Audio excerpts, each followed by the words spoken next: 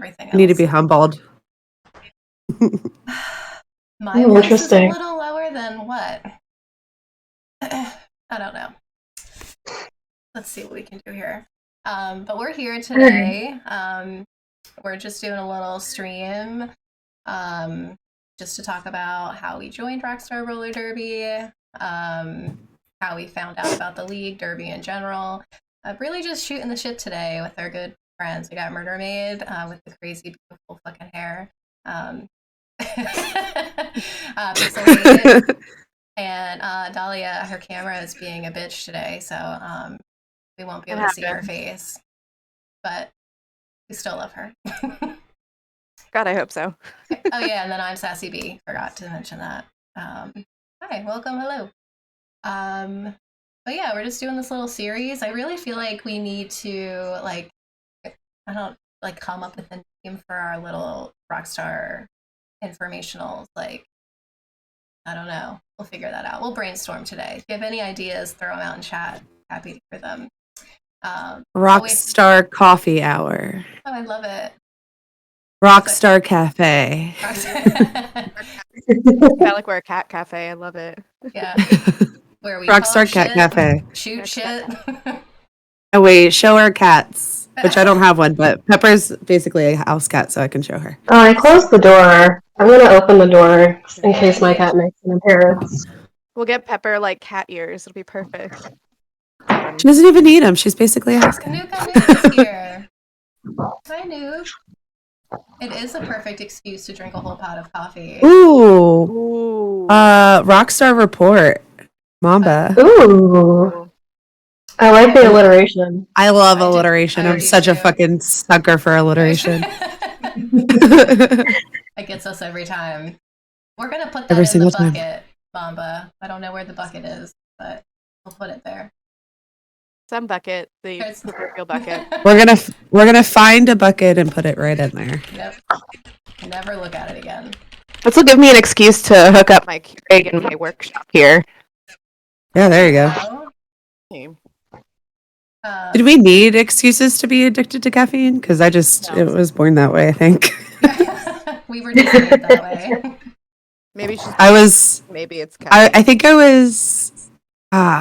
I had to be in like 4th or 5th grade when I started bringing coffee on the bus with me, and I got in trouble at school. Yeah, my parents got like called in, and they're like, "Why is she drinking coffee?" I have a story about drinking in general. Has nothing to do. Oh, hell yeah! Let's hear it. I was in 3rd grade. No, 2nd grade. 2nd grade. Okay. And, in class, we had, like, these guest speakers come in, and they were like, all right, we're going to talk to you today about drinking and driving. Drinking and driving is really bad because it's, you can't concentrate when you drink, and you'll crash, and, all this other stuff. But I was in 2nd grade, and I was like, my mom drinks and drives all the time. My friend was like, yeah, so does mine. And they were like, and it's like, yeah, she always has like juice with her or like water. And then you could just like see on the speaker's face, like, oh no, honey, we meant alcohol. Like, oh, what's alcohol? Your poor mother arrested. I'm glad I'm not the only kid that did that. Yeah. But I was like, why are you talking to 2nd graders about this? Oh my god! It was really scary. It was really scary because they were like, if you see someone drinking and driving, call the police. And I was like, you can call the police on my mom. She's like in the backseat. Her mom's drinking coffee. She's like, "Hello, cops." My mom is drinking and driving. Right now as we speak. She's drinking. Oh my goodness, that's too funny. Yeah. Pix, I did about the same thing. My dad would have like a soda with him as he came to pick me up from school. And I'm like, Dad, you can't drink that. And he's like, what? And I'm like, they said you can't drink and drive. Like, I need that. And he's like, excuse me? And I'm like, and I just grabbed his bottle and took a drink of it. I'm like, yay. And he's like, oh my God. That was when my dad realized he raised a very sarcastic child. Well, there you go. Amazing. That's another thing we have here at Rockstar Roller Derby is sarcasm for days. So Oh, it's like so bad. In the chat, it's just like what we do here. So I can't even see the chat, so yeah, get used to it, you babies. Do you have the Twitch stream up, Dahlia? Because that's where the chat is happening. I do have the Twitch stream up in my browser. I have it on my phone. It's a lot easier. I literally don't know where my phone is right now. That's probably a problem. God, I am so pale. Yeah, you are pretty glowing. Yeah, I know. Do you have sunlight shining on your face? You look good. No, I have nothing. I just have the light of. I'm like, no, this is just me. It's the light of luminous skin. It's like the light from the window, but it's like overcast as hell. Like, why is this is the skin of a killer, Bella? Perfect. Literally glowing. There's the stream chat. There we go. Oh, God. Found it. Nice. How do I fix this? Shit. Excuse me. So, for those of you who don't know, Rockstar Roller Derby. Let's go. Sorry. Yeah. So, welcome. Rockstar Roller Derby is an entertainment women's flat track roller derby league, which is a lot of words. But that means we play. We're an interleague team. We play roller derby against each other, and we have lots of fun. It's very violent, but it's also very rewarding and hilarious. So welcome. Today we're just going to talk about how we found roller derby and why it's so cool. Hell yeah. So, and I know a lot of people will say, like, anytime I tell my friends that I play roller derby, they're like, is it like the derby you used to watch on TV? Sort of, yeah. Like, we're very much sort of no elbows to the face, but like, you know, shit gets crazy out there.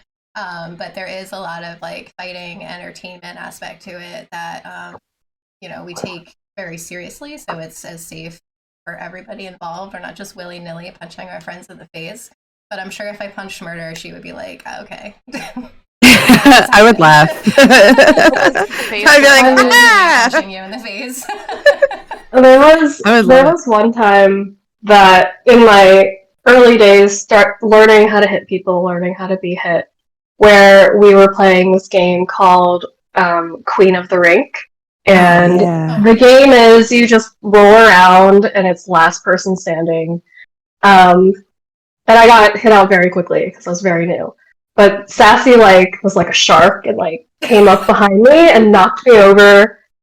And it was amazing. I just rolled over and sat up and was like, oh my god, that was so cool. Queen of the Rink is like the ultimate adrenaline rush. I was explaining to our rink employees what it was, because I guess it's on a sheet for the birthday parties, which it really shouldn't be. But he was like, wait, we're supposed to play this with children? I'm like, oh no, I don't know why that's on there. But I was explaining it to him. And he was just like, that sounds like a lot of fun. I was like, it's a blast. People would watch that if we did it like a halftime or some other thing. So Mama says that he wants to know more about roller derby. I don't know if someone feels like giving a very brief explanation about what it is. I'm terrible at explaining it. I will talk myself in circles, but I have a really good way to summarize it. Yeah, go for it. Like the game. So it's basically like so instead of like other sports where you use a puck or a ball, you use your body as the scoring object. And every time you pass a skater on the opposing team, you get a point. I feel like that's the easiest way to describe it. It gets a little confusing because when you're on the track, like there's 4 blockers out for each team. You're playing offense and defense. So you're simultaneously helping your jammer, who's the point scorer, pass to the other blockers to score points, and then you're also blocking the other jammer from scoring points. So there's just like a ton of shit happening at exactly the same time. And that's what brings us this beautiful chaos of the sport. So much fun. And people like I me freaking love it. who like have a really hard time focusing on one thing at a time, it's like the hardest thing to do, but Yes. You're so good at it, oh my though. gosh. I have to be like in the zone, but yeah, it's a lot happening. I think it's funny because I feel like everybody's brain reacts differently to it. So like I'm such an overthinker and I second guess everything all the time.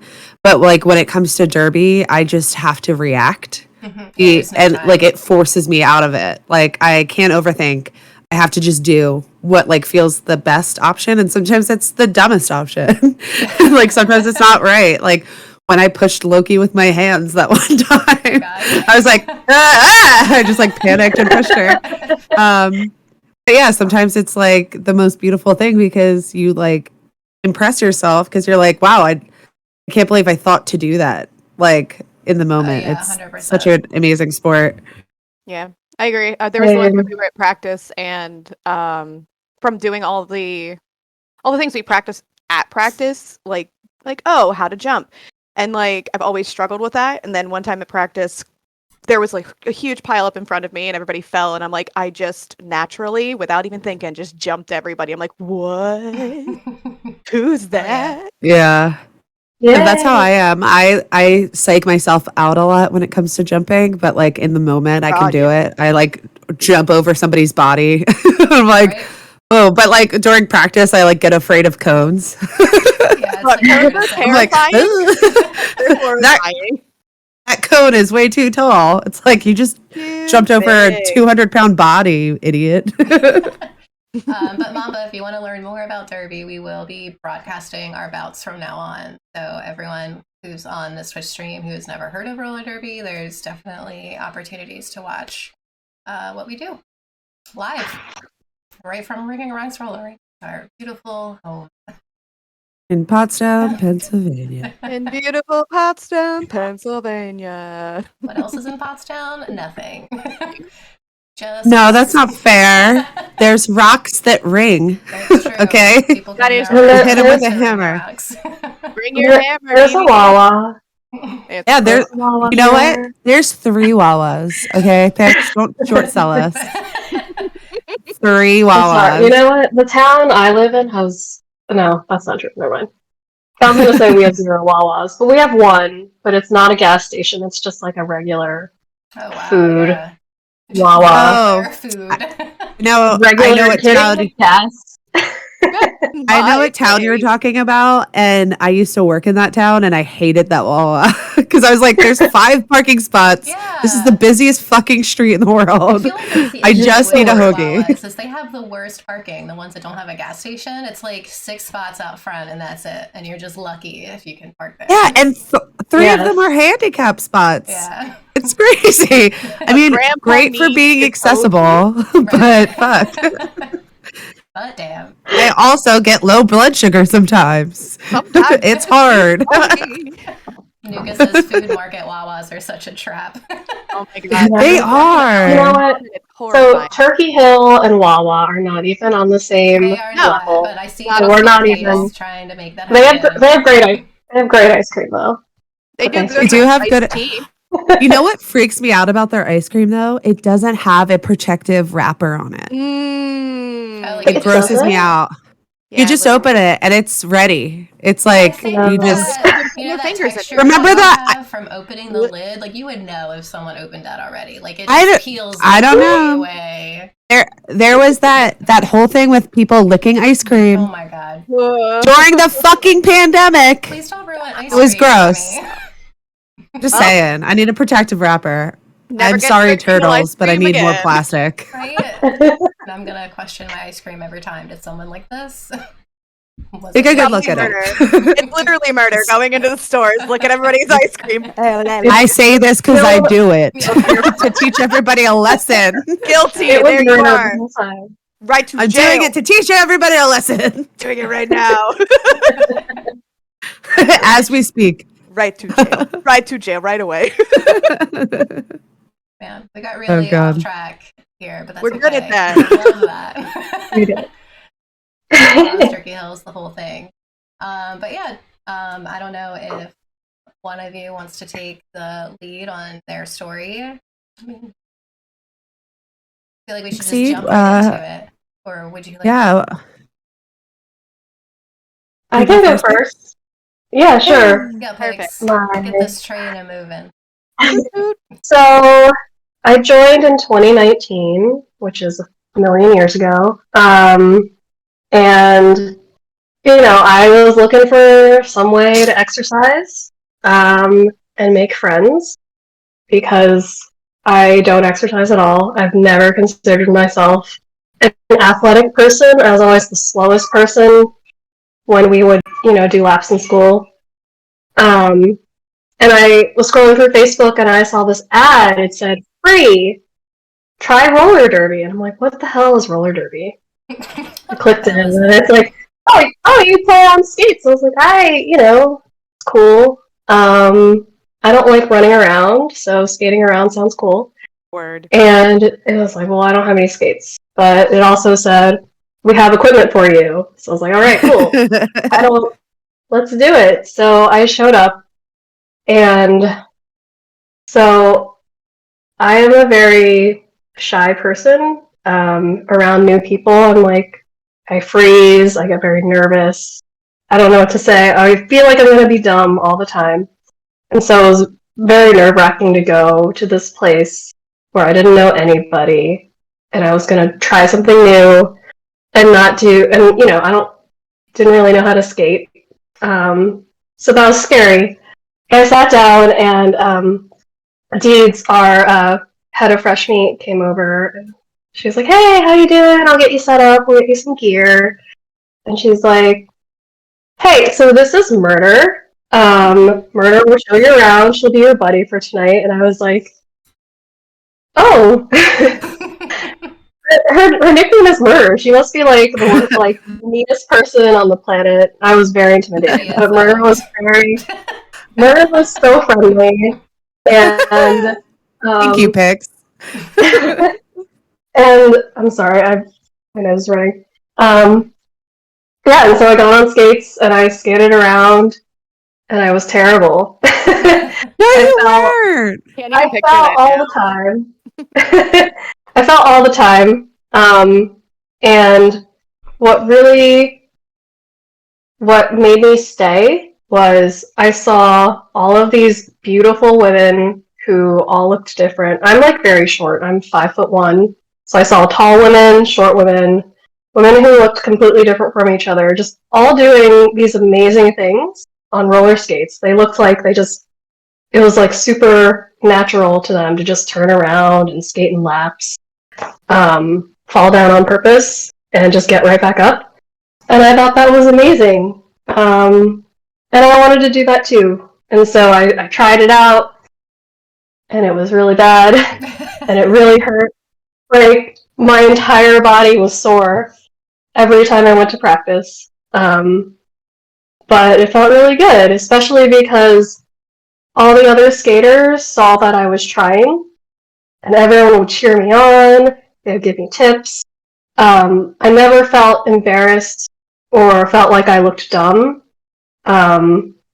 because couldn't do something. It was just like, good job, you tried. Try again harder later, and it's fine. It's okay that you're not good at it, because why would you be? Humans don't naturally have wheels strapped to their feet. So go do it. And here I am. And that's my TED Talk. All over again. I don't know why that made me want to cry. It's beautiful. How do I get you back to it, Grit? It's so odd though, because knowing you as the skater you are now, like I didn't know you at the beginning of your journey, and like hearing like, oh yeah, I was terrible. Like, no. Yeah. Even I forget your baby these days. You just seem like you know what you were doing since the beginning. Yeah. We're birthed with wheels on your feet. Yeah. And I think that part is like true. I try to remind people that all the time, that like this isn't like a natural thing. Like your body is clearly not used to doing this. So give yourself a break. It's gonna be challenging. And then it will be rewarding because you'll figure it the fuck out eventually. It's easy for me to say that to other people. Telling that to myself is real hard. So hello, Loki. She joined us. the beautiful. Hi. This is our head coach, Loki, wearing the dumbest sweatshirt in the world. It's so stupid. Can you guys hear me? We can, yeah. Yeah. Okay, awesome. Because it was giving me an error. It was like, it's not detecting input from your mic. And I was like, well, I'm not talking. So calm down. Yeah. It just really wanted to make sure that your mic was good. Sorry I'm late, kids. I don't know how clocks work. Time is irrelevant. It's fine. Yeah. It's not. Sorry, I'm glad that you're Made here up. now. I'm here. You did it. So cute. Why don't you guys wear your Frank Turner hardcore sweatshirts? Yeah, where's your I'm sweatshirts, wearing guys? What happened? a Rockstar Whoa. shirt. Frank Turner hardcore. Yeah. I mean, I guess that's fine. Oh. You can't see it unless I'm I standing. got my Juggalo hoodie You're gonna have to on. stand the entire time now, Pix. I mean, of course you do. We've been wearing the same hoodie for like 3 days now. Please give me a break. I'm just so tired. Girl, same. This is just the outfit I will live in now. I don't even have an excuse. I wasn't even sick. I just wanted to sleep in my makeup and the same sweatshirt that I've been wearing for 2 days. I mean, Yeah, that's a today's the no. first day I changed my clothes in like 3 days, so Proud of you. depression is real. Okay, people, it's a real thing. Yeah. It's real But I fun. showered today, so I As want everyone well. to be really proud of me. But speaking I watched of your depression, yesterday. Proud of I have you. my knife out. Sorry, this feels really aggressive. Right. Are you Speaking of okay? depression, I just Welcome. Here's murder. I'm like cutting with up an you. apple, so I have my knife here. But I'm just saying, this I'm what just roller gonna- derby can help you with. I promise. Like, Oh yeah. pushes just you gonna out shoot a there text. all the time. I'm gonna put I down just the want to do a butter. welfare check. I'm doing a welfare check on Sassy. I'm going to shoot Matt a text and be like, Yeah. is she using just that knife happened really properly? No, it's just happened to be right next to me, and I grabbed it. Okay, it just happened to be. I mean, it was either that or my apple slice. Would have been safer. That wasn't safer. That's a little So many- less aggressive than the knife. Yeah. Listen Like- here. There's so many Oh, But a lot strange of us- things like right next to me that I mean that's fair. Like there's a lot of weird stuff floating around that like is off camera, but I could be like, do you like facial mask? Oh, I love Would facial anyone like masks. to do a Deadpool puzzle? Like why? Why is it on my Why? Do you like my middle finger fan? Oh, for you. excellent, excellent. Oh, I love Mark's it. Does anyone Happy. play Interview with StarCraft? the vampire? Ooh. Oh, I just looked around and noticed exactly how many knives I have Oh my close to gosh, me. look so what I I really have. can't Sorry, talk. I have this goat that Raven gave me that makes Perfect. noises. Ooh. Here, ready? I'm gonna make it go. Everybody listen. ready. If you're on. Perfect. This is Love me. it. I love that. I keep it right next to me because it's supposed to be like a stress reliever. If I'm stressed out at work, I push the goat. Aww. Oh my god. It God. was no. He's real. Baby. I mean, that Just totally doing trumps. some light babysitting today. Perfect. That totally trumps my fucking moss ball pet that Yeah, doesn't it's a do little bit anything but sit there. Oh my Love a God. good moth Ball. It's like, guys, look how cool my moss ball pet is. That's so great. This Oh, I thing love just him. it just kind of sits and nods its head. It reacts to the sun. The sun is not out today, sadly. But Oh, Oh, makes me Grogu is like adorable. making so many sounds now. I've made a Oh, mistake. Doc is Go in the sleep. chat. Do I need to come check on you, Sassy? I'm Yes, please. fine. Doc, just It's a go butter take the knife away. Just take the knife away and I'm then not leave. done That's with all you it. need to do. I wasn't really expecting to Doc keep has it entered the chat. You can be done with it, Sassy, if you're ready. You don't have to live like this. No, Please. fine. Doc, go get her now, please. Oh, we want to watch you eat it. Well, I wasn't really expecting to be here the whole time. I thought that I would have my camera off and I could eat these apples in private, No. but that hasn't happened. I wanna yet see because it. I love you guys so Oh. much. oh, we love you too. Broke Sorry, you're down sick. ass with you. That's the royal we, right? Like you're not speaking for the rest of us. You love I am, us, though. Oh yeah, I do. you. Yeah, you're right. Come on. Cool. Good story picks. All right. It's really cute though. I love that. My stories, I did not come prepared to say that many things. You're like a raw Like a raw story too. Just get into it. And then when you Sassy, start sobbing. Sassy, would you like to tell your story? Oh my god. Well, I think out of us on the call, wait, no, Murder, you joined. So someone us. It's really scary. Try to read the name. Doc was coming into your room. That's on you. Hold on, where did it go? I think it's Hey Ali. Ali? Good job. Thank you for the follow. My favorite part of the Twitch streams is waiting for you to attempt to pronounce people's usernames. Hey Ali. Hey! And then just go off. To answer your question, Sassy, kind of. I kind of joined when it was PRDR. Was it our brand transition? Yes. It was a very weird time. That was a weird time. But look at it was very awkward. Look at us. That was 2016, eh? Yeah, so I came in on like the cusp of that. So it was like, I think I was like officially a part of the league by 2017. Oh, okay. So we're fully RRD at that point. Yeah. Well, do you want me to tell you my story? Yeah, sure. Since you're on the cusp, go ahead. Since we're talking about that. And I would like to stop talking so I can drink some coffee and listen to everybody else. I'm just going to mute my mic so I can eat this apple. Nuts. Oh, thank God. Beans. All right. Once upon a time, there was a girl. Her name was Melissa. Who's that? Never heard of her. Ew. So I was introduced to roller derby when I was living in Philly. Back when I was about 20, me and my friend Elliot went to a Philly roller derby. So that was bank track. And I watched and I was like, this is the coolest fucking thing I've ever seen in my life. And one day I'm going to do this. And I even made up my derby name with my friend Elliot.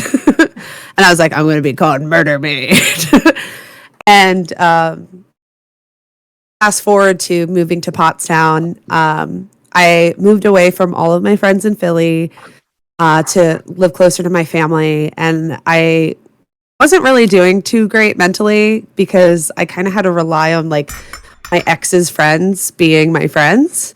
And it was just like a really awkward time to like learn how to make new friends. So I was looking for something to do like just in general, but like not really looking, you know?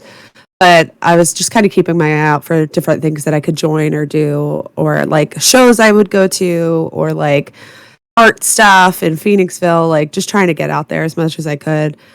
And when I moved up here, I started kind of purging my house, and I put this big desk dresser thing on Facebook Marketplace to sell, to get rid of it.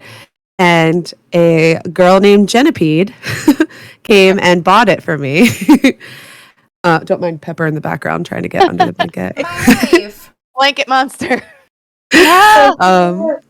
So Genipede came and she picked up this dresser and I helped her load it in. And she was with Grandma Pede. And I was talking with her and she was like, you have really nice thighs. Have you thought about doing roller derby? And I was like, yeah, like a long time ago, but like, what do you got? And she was like, my team is playing this weekend. Here's the flyer. You should come to it if you can and just like check us out and see what we're doing. I was like, all right, sure. Like, I'll go. So I took my best friend with me and we went, and it was at 422 Sportsplex. And it was I think it was your last game as WIFTA, like ever, like the final one ever.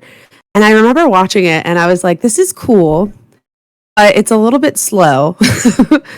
And I wasn't too sure about it. But I was talking to like all these women on the side. I think Fuckboy Slayer was there at the time, Rapunzel. There was like a bunch of, old vets that were there. And I was like, these people are so fucking cool though. Like I have to like keep checking it out. So Genipede comes up to me after the game and she was like, hey, I know it seems slow, but like we have some stuff on the horizon that like might interest you. You should come to the fresh meet. And I was like, okay, fine.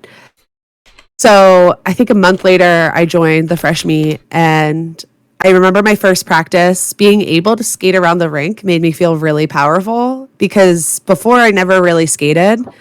And I had done sports before, like I played rugby, I played softball, things like that, but I've never like tried something that I felt like comfortable with the first day, and like on rentals no less, but I felt really comfortable. And Deeds came up to me and she like gave me the spiel and told me what it was all about and paired me with some bitch named Slayjoy who I hated. When I first met her, I absolutely hated Slay because she kept on making me fall. Messaging her right now. Saying that over and over again. Yeah, she knows. I told her this story. I hated her so much. So toxic. She kept making me fall. And then I remember going to a league meeting at a bar. And that's like when Loki announced that, we're starting this new chapter of our team. We're going to be this exhibition entertainment style of derby. It's going to be different. It's going to be weird. And she asked us to bear with her while we figured it out. And for 2 years I did. And then I finally bouted. And it was just such an amazing journey. Like every single step of the way, like everything felt so far away, but also so close because we kept looking to the coaches and being like, like we trust you. Like there's other people that left because they're just like, they didn't trust the process at all, but we stayed and we just kept looking to them and them saying, we're going to do this. We're going to pull it off. It's going to be the thing. And sure enough, years later, I was in my first bout and it was fucking magic. And it's like, the whole entire process, the thing that made me stick the most, I think, was not just the sport, because the sport's fun and it's crazy and chaotic, but it was the people, like the people that uplifted me when I was going through probably the worst point in my life. I went through a divorce when I first started and I had to move around a lot and I was not well, like mentally at all, but I would come to practice and I would feel fine. Like I would feel supported and loved and that I could do anything. And that's really what made me stay, was the people. But yeah, and I love the sport and it's amazing and it was the best thing that ever happened to me. And look at me now. Yes, look at you now. I know. I always tell look at me now. I know. But I always joke like with Genevieve, I'm like, I went from like this like nothing person, like I had these interests, like, I always loved music and I had my hobbies and stuff, but I didn't have a thing. So I like went to having like no single thing to my name to like being on the board of directors and owning a roller rink with my friends. Like, I just think it's so crazy. And it's all because of a dresser that I sold on Craigslist. Her pickup line was, "You have nice thighs." Yeah. It was perfect. I was like, ever. yeah, I was like, all right, cool. Yeah. That was a very real, very strange thing that happens when you've been in Derby for a while. I went with Billy to see a band, and unfortunately, they were from Michigan, but the lead singer was just this really awesome chick, and like she's up there in like booty shorts, and I was like, man, look at those thighs. Those could do some work on a track. Yeah. I definitely brought it up to her, and she's like, well, I'm in Michigan. And I was like, well, this is the worst day ever, but I'll still listen to your band. Yeah. Yeah. So I was literally working a Renaissance fair one time, and this girl just came up to me and was like, hey, question. Have you ever thought about doing roller derby? I'm like, well, boy, howdy. I can tell you I already do. And she was like, oh, my goodness. Yeah, I always like scope out people's legs, like in the creepiest way. I'm like, look at them thighs. Creeping some around strong a thighs. That's my ultimate goal. I want the strongest thighs on the East. So You're getting there, babe. Coming up, babies.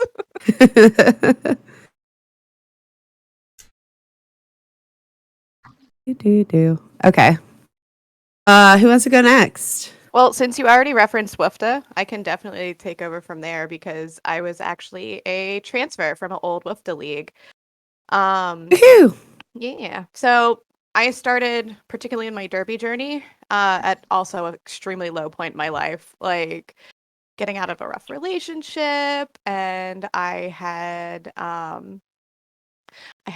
miscarriage. It was just real tough time. Real tough time, guys. So I joined a WFDA league in Reading. I skated with them for a while, and honestly, I started with them because of my now Derby wife, Starbuck. Because I was working with her and she just constantly harassed me, like, you should join, you should join. She did the same thing, like scoping out my legs every day. I'm like, ma'am. I'm like, you know what, maybe. And I showed up to a practice, I skated on rentals, and then I immediately grabbed my first set of skates on recyclables on Facebook. And I had a wonderful time with them. I made that team at the beginning of 2020, a really great time to join a roller derby team. Little did we know. Yeah, it's a great time. And then unfortunately my derby journey with them ended over differences in comfortability with COVID, unfortunately. Beginning of last year, I was having personal health issues and my son was having personal health issues. And it was a lot of really unknown things, like Orson, my kiddo, was facing a potential cancer scare, with skin cancer, and he had to have had to have a surgery for removing some questionable spots. And I was having some cervical issues. Also, I have no filters. So sorry if anybody gets weirded out about that. And my derby wife, now our exorcist, she started coming to practices with you guys. And Starbuck had started coming to practice with you guys. And both of them were supporting me personally through a lot of my crap. And I had to given up on doing derby again. And I was just accepting that it just wasn't going to work out. With Orson getting older. And at that point we had found everything was all free and clear, at least for him. I was going through it still, but I decided to come to Fresh Meat, and I came in there on a Sunday morning with my cup of coffee and hope for the best. And same as Pix, it was literally murder. Murder was the first foot in the door. I remember literally hugging her and crying into her shoulder because I wasn't doing good. I just really wasn't mentally doing good. And the safe space that everybody provided is what got me hooked. And how gentle everybody was with their own mental illness and how supportive they were of everybody else's journey. That was the first like, okay, I should stick around.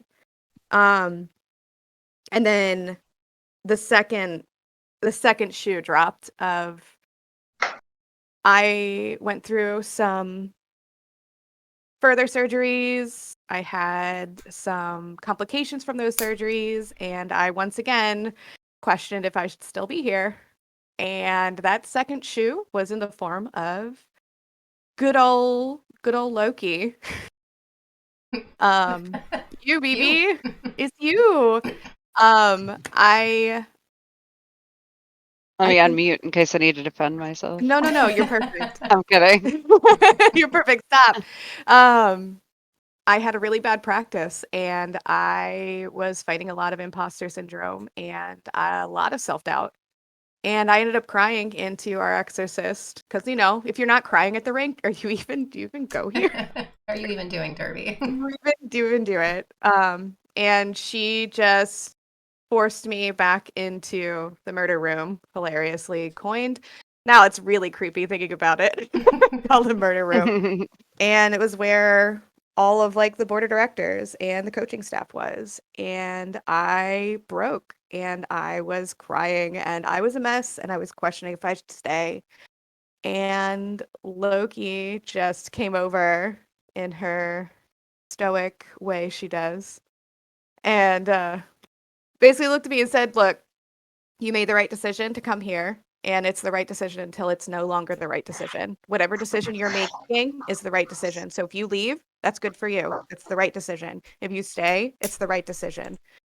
So I chose to stay, and I've been here ever since. So I love that. it's That's so good. Yeah. Thank you That's for how sharing. Loki is, though. Loki snaps you back into reality, dude. There's Yeah. like so many times where I wanted to like. I remember coming from a practice, like, or coming to a practice, like, I'm gonna quit. Like today's the day I'm going to quit because I was just so fucked up and overwhelmed. And I had a couple people that were leveled up before me, and I was like real sad. And I was like, I'm not good enough to do this. And I talked to Loki, and she said the right things, like she always does, which is so fucking annoying. And I stayed. Yeah.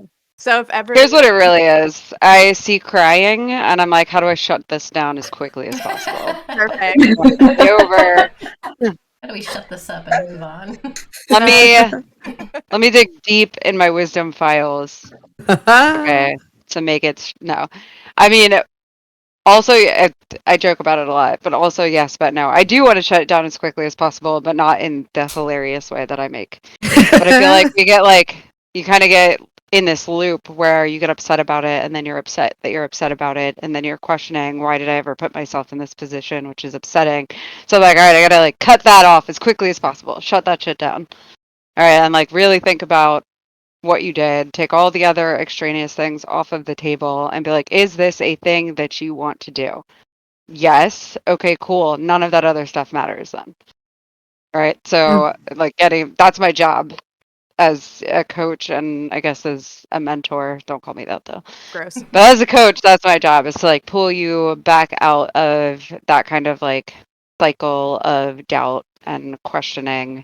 Like we've all been there. Like I've also been there. That's just something that happens to everybody. But there needs to be someone that's like, all right, like really objectively think about what's going on here. Like the emotion matters. That's like a huge part of what we do. But like, how do I continue on the path that I chose to be on without letting some of these false feelings get in the way of that? So Yeah. Yeah. And it's a thing I've struggled with in my mental health a lot, is like pushing for that, like, this is correct. Like, try to take as much out of it as you can. Just, like, separate yourself as much as you can to look at it as logically as you can. And honestly, that conversation with you was the like springboard for a lot of like my mental growth over the past year. I don't think I've ever told you that because it's real gross and disgusting and like ew. I don't know about that. Mental health. It's like we're not saying that like being neurodivergent in some way or shape is like a requirement for roller derby, but it seems to just it's kind of just we all kind of seem to have something going on. But I also think that it creates this like really overwhelmingly awesome sense of community, because you know that if you're talking about those things, that pretty much everyone around you can empathize in some way or another, so that when someone comes at you real, it's not from a place of, ugh, what's your problem, like it's so dumb, like just get over it. It never comes from that. It just comes from, okay, I've been in this before, how did I get out of it? And like having a bunch of people that can share that with you, and knowing that no one is like, this is so stupid, really makes it a lot easier to like overcome those kinds of obstacles. Yeah, and honestly, it's been like that's been part of the journey too, and it's part of the reason that I stay too, because every time I come in and I'm having like a personal mental health crisis, like the support and the overall love from everybody and understanding, like this has literally helped me figure out what healthy human connection is like. It's real weird, but like what is this? weird. 30-some I years think of not that's knowing what human connection should be like. yeah. I think that's like what I think is so special about Derby, and like our team too, is just like I had a freshie say to me, like she was like really embarrassed because she was anxious at her first practice with everybody, the first mixed practice. And she was like, I had a really bad day. I feel like really panicky. She suffers from really bad panic disorder. And I was like, hey, it's okay. Like you're in a safe place. If you want to go break down in the bathroom, go for it. If you need a friend, tag somebody in. if you think that skating around will help you to like shake off some of that anxiety, and we can talk about it after, try to do that. Like it, and she even said, she's like, I've never felt safer like in the midst of a panic attack before in my life. And I think that's like so special, is like it really does either make you realize, hey, I need to take care of myself today and I need to either go home or have a moment by myself, or I really need to push myself and pour this anxiety, pour this anger into this game and just do my best and try to skate it out. And I think it's like really awesome because I mean, for me personally, it's helped so much with like my coping mechanisms. Because I used to like hide. Like every time I got anxious or depressed, like I would ghost everybody. Like my close friends that knew me before Derby would always say like, when you're quiet, we know something's wrong. And I used to do that all the time. I used to just like lay in my bed for days and days. And now I'm at this point where I'm just like, let me go to practice and let me skate it out and let me put it in a constructive place, surrounded by people who love me. And I think that's just so important. And it really speaks to what the coaches have fostered here. Like the coaches have created this environment where it's not about competition and killing everybody. It's about doing your best and uplifting these people. Like my favorite But like quote also from, doing your best to kill other people. yeah, but like my Love, favorite yeah. quote ever from Loki was, I want you to be the best you can be. So when I beat you, I know that I beat the best. Like, you know what I mean? Like you don't want an easy game. So you uplift every single person around you so they're the best they possibly can be. And I think that's so important. Instead of like preying on the weak, you know what I mean? You lift them up. But yeah, I love that. a special place filled with fucked up people. I thought your favorite quote was going to be like, it only takes 4 kills to progress from murderer to serial killer. Actually, my favorite quote from you is, "You're fine." Live life, Fine, you're fine. live life 1/4 mile at a time. Oh yeah, that's a good one too. Actually, quote- it's my- Love that one. family. Wait, where's my sticker that I didn't put on my helmet? We have like the "It's fine" sticker That's and so the good. "You're fine" sticker. That's my go-to response for most things, because not to be like your children, but sometimes you just need someone to tell you that it's okay without like going into any explanation. So even if it's like someone has fallen or they're hurt physically or they're hurt emotionally, like to like sometimes feeding into that just makes the situation so much worse. So like a lot of times my go-to response is, "You're fine. Just like keep going. You're fine. Don't worry about it. Dude, it's It's fine. effective. It She's really So fine." effective. When it's like one person falls down and the entire team is like, "We need to be over there," I'm like, "She's fine. Just keep going. Yeah. She'll flag us down if it's not." Like sometimes you just need a minute, you know? Yeah, that's so true. I But- feel like my personal mantra of "it's fine" has gotten healthier because of Yeah. that. Yeah, I say it to Sorry. myself. Yeah, all the I feel like time. fine used to be like a really shitty word for me. That was like what you tell people when they ask how you're doing. And you're like, "Oh, I'm fine." And it's like kind of a crappy word because it doesn't really mean anything.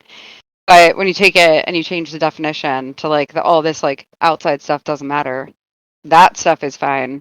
And like I'm just gonna keep doing my thing, then it like takes on a whole new meaning. Yeah. I mean, all words are made up anyway, so you can just assign whatever definition you want to them. It's fine. They're like, she's bleeding out. It's fine. Everything's I don't know why the quote, "How much do you clothes cost in the Matrix," came to mind when you said that. Don't. Why do you have to talk about it? Everything's Makes me made so up. angry. They don't cost anything. They don't cost anything in the Matrix. It's not real. Exactly. Fine. It's fine. Fine. Ooh, now I feel like it's the bad fly. Fine. It is. Bad fly. That's how Now it's quickly a it flat turned. blah blah blah. The blah Click, blah clack, blah blah clang. blah. I love Dahlia's Oh my story. I God. think Dahlia, you joined. That was our first fresh meet after coming back from the pandemic. I think. Yeah. Oh yeah. Because Yeah. I try and come to like a few practices at the end of oh gosh. 2021. At the end of 21. 21. 21. Because 21. 2021. I was gonna come to like a few practices then, but then like when my schedule opened up, it just wasn't happening anymore because it was like the winter break. And then I was like, I'll just come to the first like fresh meet of the year. We'll see how it goes. And here I am. And look at you now. Here we are. Me now. Then you realize you made the biggest mistake of your life. At this point, I can't leave because now my kid is emotionally invested in like my Aw. teammates. I mean, we're all in it together at this point. Yeah, So. he is like he has always Rody had Doby. Roby Doby. Still asks it Aw. too. I'm like, your English has gotten better, child, but like Robidobi, definitely what I'm doing on Mondays and Thursdays. Yeah. But like so we're all doing Monday, Thursday. Robidobi. But like he still is there, like from his first time I brought him to practice. He's like, that's the boss. Anyway, for anybody that doesn't know, Murder, according to my child, is the boss. And whenever I'm going to anything with the team, he goes, "Is the boss going to be there?" I said, "Well, yeah." Oh, he knows nothing. No. Just kidding. Yeah, I'm like, not my boss. That's right. I think he says that from like when the rink is open and I'm like running around ordering our employees out around everywhere. Yeah, but he's just decided Boss. you are the boss, and you are apparently in charge of the Robidobi. So, good job. No. You are not. Much like Bruce Springsteen, I am not a real boss. Just wear denim and do your best. We have a board of My- directors. There is a protocol. There is a There's protocol. a voting Okay, we're gonna have to sit process. this kid down. I'll get him straight. Don't worry. He'll be fine. He'll be right. He'll be all right. Never cracked him. He's learning. Keep it up. Give it a pass. He'll figure it out. He'll figure it out. Is he watching? Figure it out. Oh, you could be No, learning he's it this second. He's downstairs playing video games because he has decided he is a video game kid. Well, Aw. it seems more age appropriate, so It's fine. that's cool. Sassy Pants. Yeah, It's your turn. What's your joining story? I'm ready to start stripping because I'm hot. This ring light is in my face. Yeah. I just All right, let's all strip. So Sassy was at a low point in her life. She decided stripping was the only way to go, and she joined roller derby. There, the end. No. Great Gosh. story. No, I really feel like I didn't come prepared, but I mean, this is my story, so I know what happened. I don't guess. have any notes either. I'm just gonna wing it too. Yeah. So I didn't prepare lie, shit. I don't know. I just started Honestly, I talking. felt very thoughtful, and I'm just like, I saw it, I came. Here I am. I did it. I am the boss. I'm just kidding. No. You are the boss. Let's see. I joined roller derby back in 2015. Was my first freshman. Old. practice. What? Old. Oh, I thought you said hold, and I was like, I thought you were gonna, I like, do appreciate interject. that. I'm like, I don't even think you knew me then, so calm down. Jesus. First of all, I do appreciate that you thought I said hold and you immediately stopped what you were doing. I did. I was which is like, the quality I look for in my skater. I swear you said hold, and I was like, please add something to my story, but I did know you then. I knew everyone then. well, I'm not even at the point that I joined yet, so. Oh, okay. I still knew you. But, so I learned about, at the time, was PRDR, Pottstown Roller Derby Rockstars, when they were with I was at 422 Sportsplex, which is gross. I never want to go back to that building again. Smells so good. Smells like balls. It really does. So bad. Old gym socks. It does. The grossest building. I hope they're watching. But I was watching my brother Twizzy play hockey, deck hockey there. I'm pretty sure Matt was watching. I don't think that he was playing yet. Yeah, because this was like 2 years before I joined, like 2013, because I was really anxious and nervous to actually do the thing. So I just thought about it for a really long time. But I watched them practice. They were at the rink behind us, and I just kept like, what the fuck is that? I'm like, I'm pretty sure that's roller derby in my town. happening right now.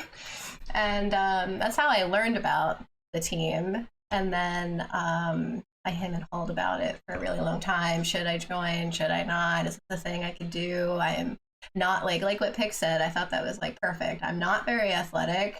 I'm not a runner. I'm not really anything else. I've tried a bunch of sports, pretty much sucked at all of them. So, and I'm just really anxious. So, like, going to a thing that you don't know anyone is probably the scariest thing in my book. Just to show up one day and be like, hi, nice to meet everybody. I would like to fit in with you. That's literally my worst nightmare. But then, I don't know, New Year, New Me kind of hit me hard, I guess, in 2015. And they had a fresh meet that was really early on in the year, like January 10th or some shit like that. And I emailed the fresh meat coach and we were seeds, and she told me the date, when to be there, and I was like, okay, I will do the thing. That was on a Sunday. So Saturday, the day before, we actually celebrated my husband Doc's 30th birthday. And it was like a whole thing. We went to Philly, we went to Xfinity Live, we were drinking, we watched the Flyers game, we kept drinking, we rented a limo, drank literally all day. We had all our friends in this limo driving around Philly. We stopped at different sightseeing things, came home, kept drinking. Happy birthday, Doc. I kind of hate that I just said it was your 30th, because if anyone does math, they'll know how old we are. But so fast forward to Sunday, I was very hungover, and I was like, I said I would do this thing, and it's a fresh meat program. So like literally week 1 was Sunday, and I was like, I have to go, but I am dehydrated and dying inside. And I'm also shaking with anxiety because like I have to go actually do the thing now. But Doc was like a real G. And like calmed me down, and he was like, all you have to do is go.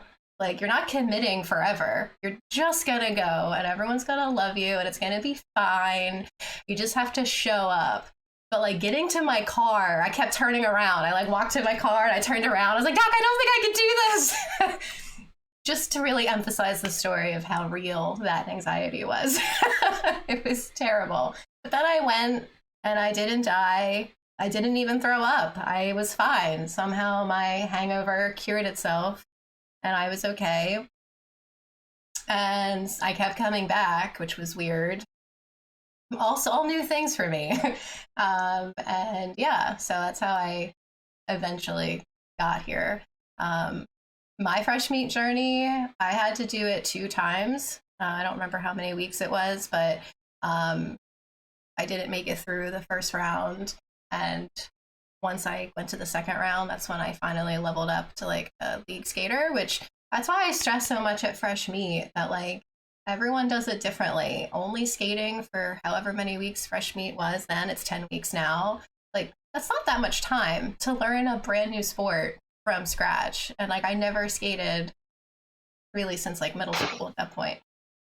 So like it's totally fine. It's your journey. You'll do it at the speed that works for you, and it's really what you want to put into it. So like I skated all of the time, and there was like a group of us that skated, and that eventually is what helped me like get better, and eventually like join the league. And then I became a league skater, and really in that same year I decided to run for vice president on the board, and that's where my board journey started. And here I am. Hello. Hey, President hello. now, but I wasn't sure. Hello. Hi. Look at you now. Look at me now. Now she is president. So I want to point out for the record that Sassy is the president and therefore the boss. He's actually the boss. The actual boss. Yeah. Legally the boss. Just in case anyone wasn't aware. I'll get a printout for Orson and start drilling him on it. Be like, There we boss. go. Yeah, get it to your together. face. And put not boss and put my face. That'd be perfect. But yeah, that's my story. It's a beautiful story. And I think what you said is really important. Like your fresh meat journey isn't like, it could be once, it could be twice, it could be thrice. It could be as Or many thrice. times. Right. but Bryce. But yeah, it really doesn't matter because, Okay, like, look guys, wait. how I'm sorry. amazing I'm of a so hot. skater. Yeah. Oh, you're good. Take Yeah, it off. Oh my Yeah. god. you're such an amazing skater now, and it took you twice. Dude, And I it was think terrible. I It's was the low-key. last. I was the absolute last person to get leveled in my freshman year class.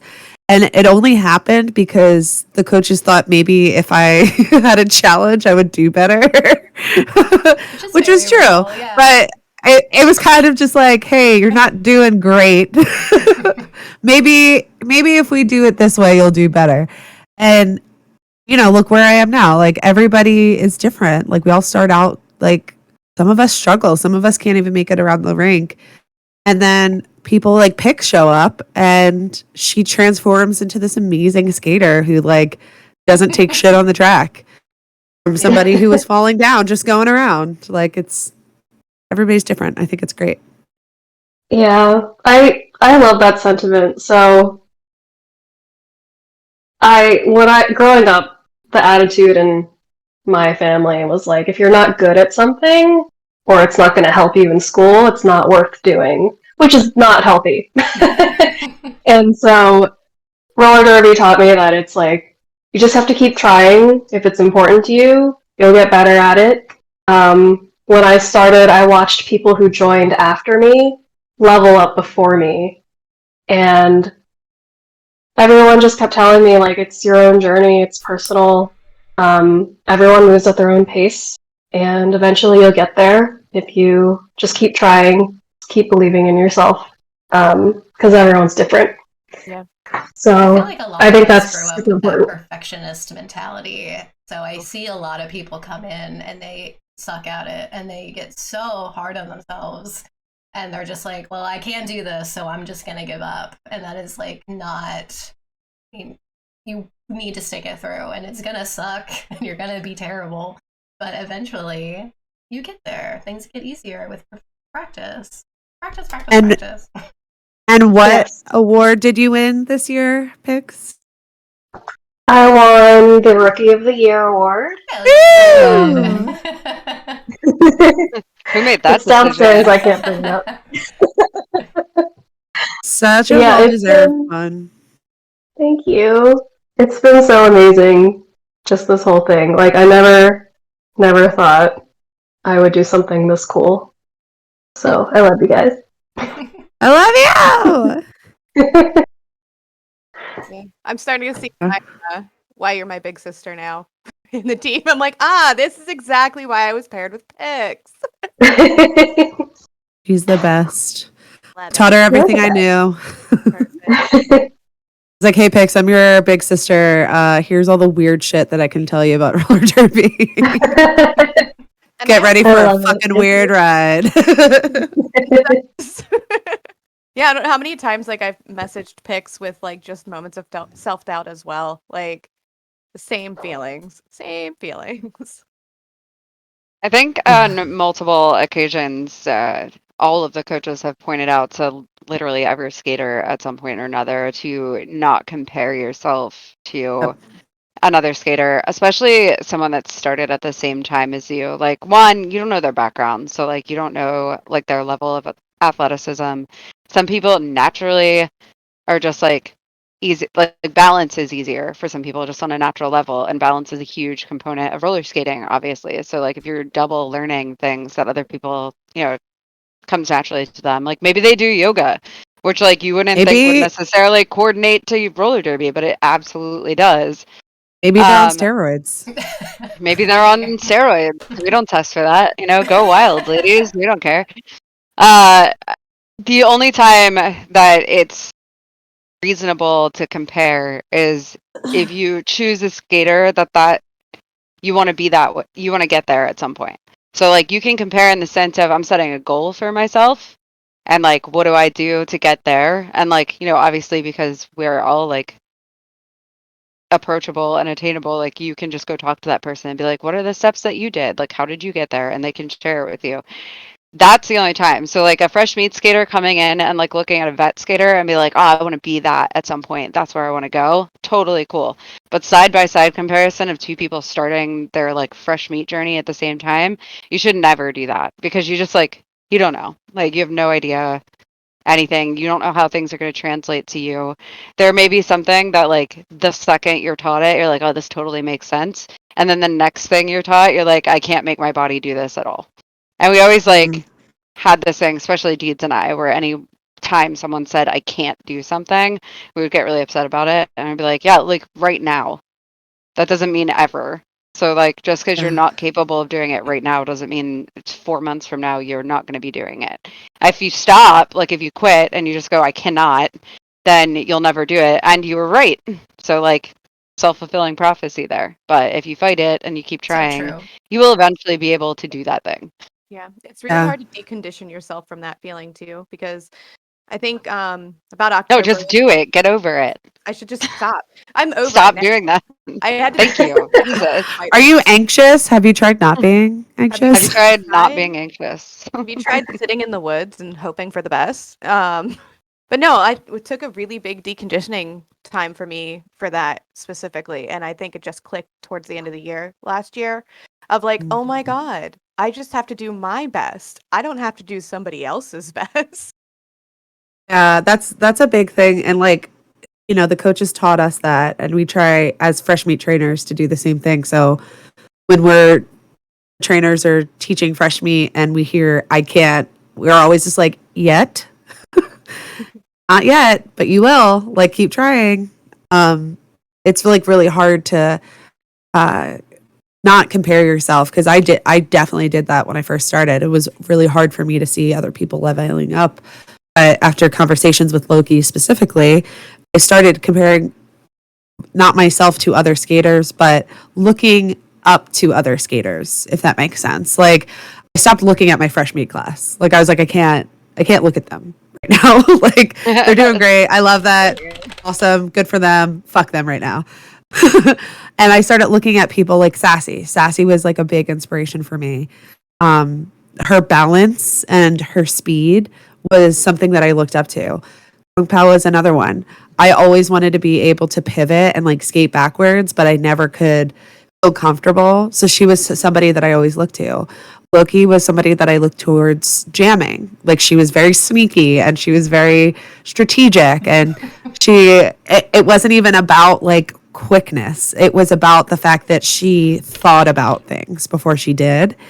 And so I started looking towards these three skaters, and I'm like, what are they doing? Like, how can I do what they're doing instead of why can't I do what my fresh meat class is doing? We all started at the same time, because that was unhealthy for me. Like, I just couldn't do that anymore.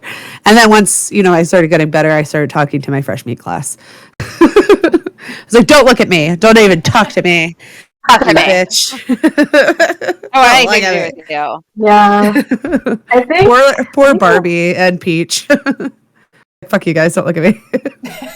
I think Raven, maybe it was Raven. Raven was telling a story about something that Sassy said to her when she started, and it was, you know, play until your idols become your rivals. Which said that. So cool. So cool. But yeah, you'll get there. That's a really good one. I love that. Did you actually say that? I don't. Raven probably. Yeah, it was probably 6 years ago. Yeah, and I like don't quite remember that, but I know that quote. So like I guess I said that to her in person out loud with my mouth. Yeah. It's canon now. It's canon now. She brought it up at Fresh Meat, and I was like, oh yeah, I guess I did say that. I'm gonna Wikipedia that and make it your quote. There we go. Perfect. It's going down in history. Oh, you do now. The story of Sassy.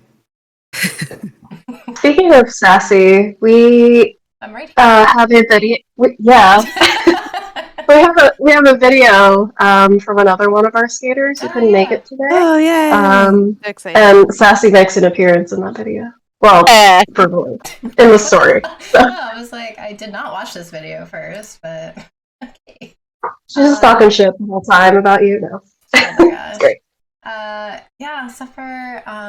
Suffer. I met her a few times before she joined Derby, so I'm assuming that comes up in this video.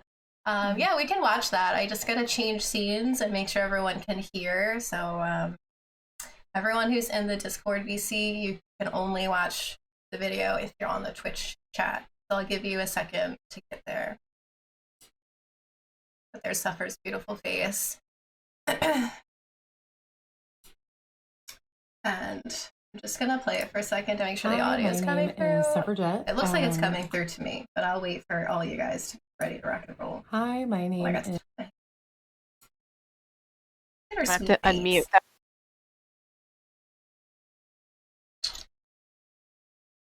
Got the thumbs up from Mamba. Mamba, I can make you a mod because you know things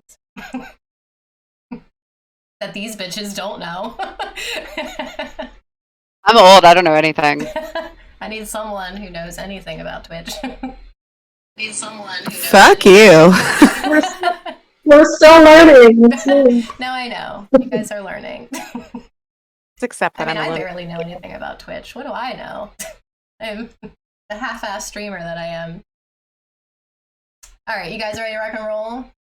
Mom, Only we'll come back always. to your mod responsibilities another time. But we have Suffragette and her story about how she joined Rockstar Roller Derby. And we'll start playing that now. Hi, my name is Suffragette, and I am going to tell you how I started playing Rockstar Roller Derby and why I continue to show up every practice, or at least I try to show up every practice and do my best. So I was first introduced to Rockstar Roller Derby, my God, back in 2015. I went to a Royersford Community Day on a whim, completely randomly, did not plan it, and I came across Sassy at Rockstar Roller Derby's table that they had. I actually met Sassy through some mutual friends when I went, again, on a whim, to a ICP concert. So when I saw her at the table, I was like, this is insane. How do you live this close to me and you play roller derby? This is amazing. Wop wop. So I was immediately very psyched about this, but because I am who I am, it took me 3 years to come up with the courage to go to my first practice, because I've never skated before in my life, and it's terrifying, it's scary. So I feel that Rockstar Roller Derby not only taught me about body positivity, but also fat liberation. I am very much a fat person, and I was definitely going through a major transition in my life at the time that I started skating in 2018, 2019. And I definitely needed some sort of movement to take my mind off of some things that were happening in my life. And I also needed to honor the body that I had. And it was probably the best decision I've ever made in my life, continuing to go every practice, because I was proving myself wrong every time that I showed up. It took a lot for me in the first couple of weeks to continue to show up, because I had that inner thoughts in my mind that you can't do this, you can't do this. But every time I fell, I kept getting back up. So it was definitely a huge life lesson every time I went, and I kept just proving myself wrong every time. So I feel that when you start roller derby, it's almost as if roller derby finds you, or you find roller derby when you're going through a big change in your life. It's almost as if it helps you get through that huge transition by essentially teaching you what you're worth. So the biggest reason, though, that I keep going to practice and that I keep showing up is not only to honor the body that I have, but also because of the people that I skate with. These skaters have taught me so many amazing life lessons. They've taught me many ways to look at life. Not only how to stand up for myself, but also when to sometimes just shut the fuck up and listen. Shut up that big voice in your head that you can't blah, blah, blah. You can't do this. You can't do that. Sometimes you just gotta do it. So I'm beyond blessed to know the skaters that I know at Rockstar Roller Derby. And they're the biggest reason why I continue showing up. So yeah. I hope to meet you. I hope you come, and make sure you say hi if you do decide to go to Fresh Meat, okay?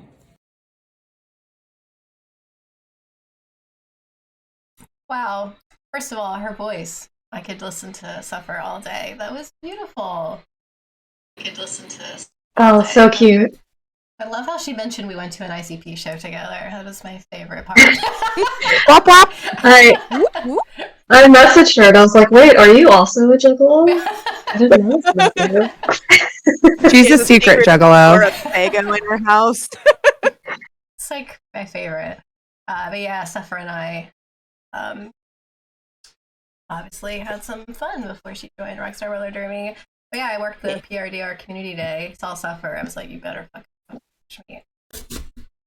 And then I remember her coming to Fresh Meat and me being very confused because I knew her since I was 17 and we worked together at summer camp. Like, what the fuck are you doing here? I feel like that's something that is what drew me in too, because I came in knowing so many people that were already skating with you guys, like Valkyrie. Her and I went to college together. Like my kid considers her son a cousin. Like I didn't know that you knew Valkyrie. Yeah, we went to college. I have some real fun stories. We'll see And that like for a different stream. It's fine. Yeah, Valkyrie and I also worked together at summer camp, and she got me drunk illegally. It was great. Professional. We're gonna put her out there like that? Right? Shit. It was The internet is forever. Now everybody knows. Oh my god, are there cops here? Are you guys cops? You have to tell me if you're cops. Dude. I don't know anything. GTFO. But you yeah, legally like have to tell me. Yeah. legally have to tell me. Jenna-Pete and I have known each other, I think, since elementary school. Yeah. Wow. Yeah, like my dad still remembers her from when we were kids. Like, oh yeah, I gave her a ride home once, didn't I? I'm like, thanks, Dad. That's how you remember my friends. But like, and then when I started, It's I such a found dad out thing that to say. such a dad thing. But yet he remembers Jenna-Pete, but cannot remember Peach's husband, who like lived up the street from us, and like we would play football together like every day after school. My dad does not remember him, but Jenna-Pete, I gave her a ride home once. Like, great job, Dad. Good memory. But yeah, the interconnectivity of people is what really was a draw too. I'm not gonna lie. Beautiful. And it was perfect. Ba-da-ba-ba-ba-ba. For Ducky, Porter, I don't know if you want to paraphrase Ducky's venture. I know we talked about this briefly. None of us have anything to read off of, but go for it. Yeah, Ducky's one sentence was, I came to practice with my mother. And I distinctly remember that day because I walked in, I'm like, whose fucking mom is this? Like, is she joining? Yeah, so Ducky came in. She was freshly 18. She had wanted to join roller derby for a while in high school. She was just like waiting until her 18th birthday to join. I think it was her 18th birthday, like the day that she like messaged us. She was ready to go. Like, waiting but for that moment.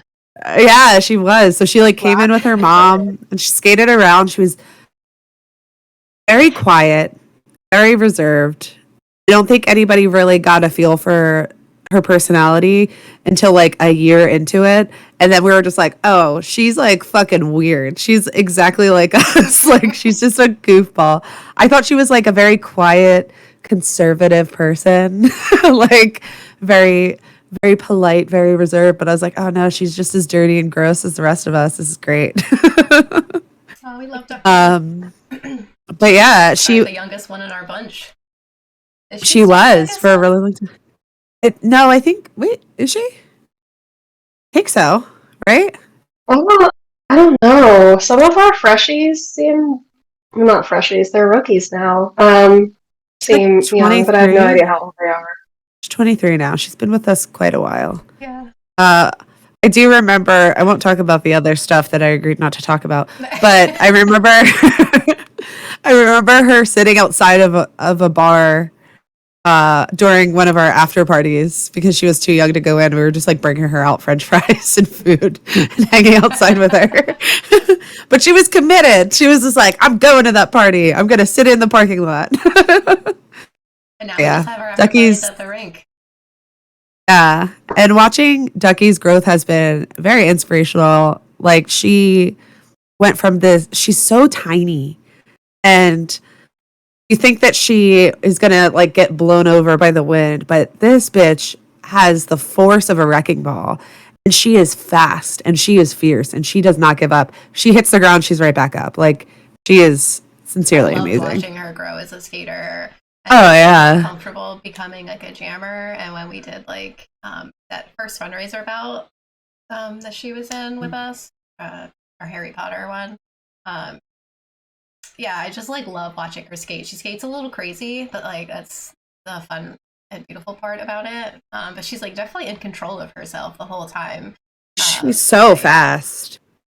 I also feel like there's seeing the crazed look in her eye when she gets back up after being hit. Right? It's beautiful. Yeah. I remember she's like, you're dead. Great. But when we did the Marvel versus DC fundraiser bout, like I flattened her and she was up and she had this look like I just gave her the biggest Christmas present. Like she was so happy and she was just like, that was amazing. Like Yeah, Ducky gives me Tub Thumper vibes as well for that award. Like she comes down, like even in a ball, if she's a blocker, like she's classic, just like one knee down and right back up. You never even knew she was on the ground. Mm-hmm. Yeah, she's great. I love her. Hey, Ducky. Yay! And look at her now. Loki, I don't know if you would like to share your story. Well, that's a long story. I know, tell it. A long time ago. I thought my story A was long time ago. I made the biggest mistake of my life. And now I'm stuck here. I mean, sure. Stuck. Yeah. I keep trying to retire. Over my literal fucking dead body. I have expressed on multiple occasions that can certainly be arranged, okay? So yeah, fucking do it, and then you can leave. Keep it up. I'm telling you the conditions. Fucking do it. Conditions of your retirement are murdering murder. Yeah, go ahead. Kill me, puss. You won't do it. Oh, y'all heard it here. When the cops come for me, they'll be like, she basically got double dog dared to do it. Like, can you blame her? And then I just like, blame her? The victim literally asked for it in front of 15 witnesses. Sure. So 55,000 years ago. No. I just celebrated my 12-year anniversary in December. So that's how long I've been doing this thing with the same fucking team. And here I thought you were going to say your 12th birthday, and I was like, wow, we are going back. My 12th birthday. To give you an idea, my son was turned 2 shortly after I joined roller derby, like a couple weeks after I joined roller derby, and now he just our turned son 14 years old. So that's crazy. Wild. That's pretty crazy to think about when I look at it in terms of that kid who's like a grown-ass man now and does not appear to be 14 years old. I'm like, wow, this has been a long journey. A 25-year-old man that lives in your house, you mean? Yeah, poses as a 14-year-old middle schooler. He's wild. So I think much like everyone, I was like I don't know if I can do this thing. It like seemed like a really cool thing that some people were doing, but I was like, I'll go watch it maybe. So they actually started or began starting Pottstown Roller Derby Rockstars in October of 2010. There was like 6 or 7 of them, and then they each kind of pulled in some more people at the time. And I was a Hot Topic store manager. Did that for a decade of my life. But a few of them, 3 of them, I think, I believe it was Low Blow Lita, who was like one of our top founders. We keep her in the group still because we love her so much. So Low Blow Lita, I think it was like Hillbilly Hustler, Weed Whacker. They had some great names too. Came in like looking for belt fits, is what we refer to them now. So like booty shorts, like some knee-high socks, like the old school roller derby look. Some people still rock that vibe. Some people are just like, I'm just gonna wear these black leggings and that's good enough. And all of those things are great. We don't care. We're like, wear whatever you want to about, except for like the jersey that has to be obviously matching. But so they came in looking for stuff and I was, showing them what I had and I was like, oh, what is this for? Because that's our sales tactic. And they were like, oh, we're starting a roller derby league. And I was like, that's fucking wild. Like, totally wild. And they were like, you should. And I was like, oh no, here we go. They're like, you should come to a practice. And this was in like November. And I was like, oh yeah, that sounds really cool. I was like, totally look into it with no intention whatsoever of looking into it. I like had a barely, not even 2-year-old baby, like just trying to figure out life, working full time at retail. I'm like, how am I going to make this work? So it was just kind of like, man, I wish I could be that cool. And then I just didn't really follow up on it from there.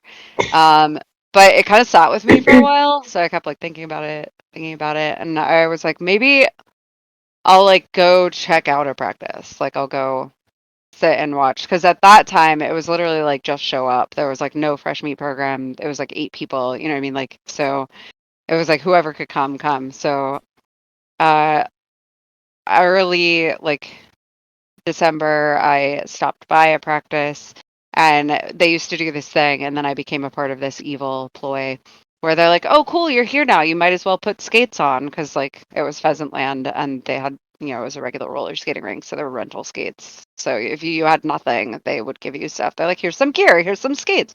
Just put it on. What's the worst that could happen?" Ah! So I did do that, put skates on, and like a lot of people, like I hadn't been on roller skates since like middle school. I mean, I do have like an athletic background, but I very much a solo sport kind of person, just because of the way my brain works. So I did martial arts for like 10 years. I ran track and field for 5 years.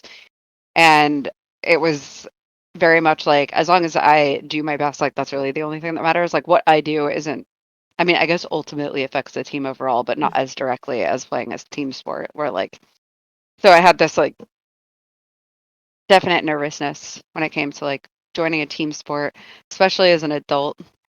Um, and I felt too old to start a sport then, which is crazy because like I may or may not be turning 40 this year.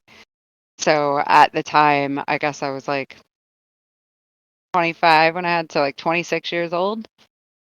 Because I was like, I'm too old for this. And like now I'm like, man, I was so young and so fresh and so vibrant. Uh, so yeah, I came to that one. I bailed for like 2 weeks. I panicked and not sure if I could make it work with a baby and like my new life. And then I committed in December, like I think it was like December 21st, the winter solstice. Isn't that wild? I It love was that my like actually. commitment to myself and to Derby, and I have been doing it ever since. Obviously, my journey has been so many things. We started out as just kind of like a chill league, kind of more like what we are now, where it was. So Alita came from San Diego Derby Dolls, So she had previous experience with Derby, and it was kind of like, we're just going to do our own thing and like kind of use the structure of flat track roller derby, and that was kind of it. Which over the course of a few years molded it into the like leadership wanting to become like a WIFTA league and doing the steps that we needed in order to do that, and like following their rule set and their minimum skills requirements and all that stuff. So and at the same time too, a lot of leagues were popping up in the area. So we had started, I can't remember if Brandywine started, I think they started around the same time as us. I think Reading started like maybe like 6 months later. So there were like a ton of teams just like, popping up in the area, which was awesome because like it gave us the opportunity to like skate against other people that were nice and close. And like a lot of them were going in the direction of like becoming WIFTA affiliate leagues and becoming a part of that organization. So that had been the goal for like a long time. And then we started losing numbers. A lot of it due to more leagues opening in the area. So like why drive an hour when you can drive 20 minutes to a league that's closer to you? So like when I started, it was maybe like 10 people. Within a year, it was like 50 people. It was insane. Then it worked its way out to be about like 30, and it stayed like that for a while. And then it just kind of started to like slowly like die off, where it was like 30, and then we had like 25, and then we had like 20. And around that time, I think so 2015, I'm pretty sure, is the first year that I was head coach. I did some fresh meat coaching before that. And then 2015, I got nominated as head coach. I did not want that at all, just to be perfectly honest and put it out there. And not because I was like, gross responsibility. I was like, I'm not a leader. Like, I'm not that person. I'm not someone to like make those decisions or tell other people what to do. Like, that just like wasn't. And that was very much like imposter syndrome because like I was a manager. So obviously I was leading people at work. A lot of my friends would turn to me for like advice and information. Like guiding people and mentoring people is like very much a part of who I am as a human being. But I was like, no, it's not me. I don't want to do it. So I was definitely terrified. So from going from just being a skater to like now being responsible for other people being able to play the sport. It was a lot. And when I first started as head coach, we were still doing WIFTA. So it was a lot of responsibility in that way. But I was like, I'll do it. Nobody else wanted to do it. It was either like I did it or there would be like no coach, and we would just like hope for the best, I guess. So I was like, all right, I'll do it. And now 8 years later, I'm still doing it. But we made some changes in the meantime. And I think Murder had the best way of describing it, because I think that you said that was the year that you came in. And I was like, you guys want to go on a wild ride with me? And there's definitely a bunch of you that are still here that went on that wild ride. And then we have a bunch of new and exciting people to add into the mix. But looking at it, and because of the increased leagues in the area, it was from like a business perspective, it was not beneficial to us to continue to do the same thing. So I started really listening to what people were saying when they would come to our bouts. People would come to one, they'd be like, it's really complicated. I don't really understand what's going on. And like, you don't have to spend, 25 minutes explaining your sport to someone. Like, every sport is a lot more complex than it looks like. So like if you go watch football or you watch basketball, like there's a lot more going on, but like generally speaking, a person can go and watch it and be like, I get what's happening. Like, all right, when this team puts that ball in the basket, then they get a point, and then the other team gets a point. Like, you get it. Like, you don't need to know like all of the penalties or all the, nuances that go with it to understand what's going on. And that's kind of what was happening. Like, people would come and watch it, and they were just like, I don't even know how you're scoring points. Like, it doesn't make any sense to me. Also, apparently in the Pottstown area, especially, there are like older crowd that watched roller derby in like the 70s. And they were like, do you guys like get into fights with each other and you're like throwing elbows? And we'd be like, no, we have a 70-page rule book that we have to follow. So all that stuff that you want, like, we don't have. And they'd be like, cool, I'm never coming back again. So the idea basically was, how do we become what the crowds are looking for, but also still have like the structure and like the safety aspect of like what WIFTA offers, and like how do we make that a thing that works. So that was like a whole big long process. What was really really really cool is that Raven reached out to Texas Roller Derby, aka TXRD, and talked to them because they basically have like two leagues. So they have a WIFTA league, but then they also have like their old school roller derby league, which is what we wanted to model what we had. So we had to they play bank track when they do old school roller derby. So they were gracious enough and awesome enough to like share their rule set with us for their bank track league. And we took that and WIFTA rules and all the guidelines we had learned over the years and like married them together into what we play now. So like our training is the same as most WIFTA leagues. We still use the minimum skill requirements. Honestly, I think I'm a little bit more strict about things than like some other places where I'm very particular about getting those minimum skills down, getting the safety parts down before being able to actually play in a game. So, as much as we are like, we're in an entertainment roller derby league, yes, we are. And I love that. But the training, I would say, honestly, has intensified since previously. Like the way that we train, because now we're adding additional elements into the mix that we didn't have before. We're like how to do a takedown and do it safely. You gotta like learn all of the structure, like how to safely play tug of war on roller skates well as safely as possible. Pillow fights, like that's actually a skill that you wouldn't think about really because you're like, yeah, pillow fight, no big deal. But you're like, you're doing a pillow fight on roller skates, so it's a whole different ball game than just like doing it in your sneakers or in your pajamas or whatever people think you do a pillow fight as.